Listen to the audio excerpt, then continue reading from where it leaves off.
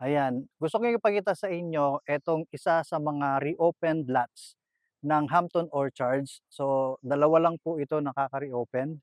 And itong ipapakita ko ay 156 square meter lot area. Yan yung Block 7, Lot 9. Yan pong nakikita nyo mismo na yan. Yan po ang ating reopened lot. Okay? Alam nyo, may cash payment po na discount dito. Nag-o-offer ang Philinvest ng 35% na discount for cash payment.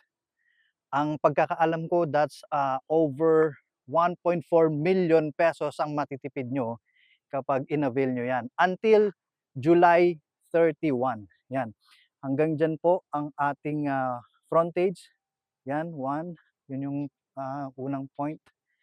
And then ito, yung kanyang, hanggang dito, yung kanyang frontage. So yan po mismo ang ating mismong open lot, Block 7, Lot 19. Yan. So yan mismo. And one thing more na gusto kong ipakita sa inyo ay napakalapit po nito dun sa Central Park. Okay? Pakita ko po sa inyo ha. Ayan. Kung makita nyo po, ayan yung Central Park. Yan yung mga maraming mango grove. Yung mango groves tawag dyan. Central Park natin dito sa Hampton Orchard.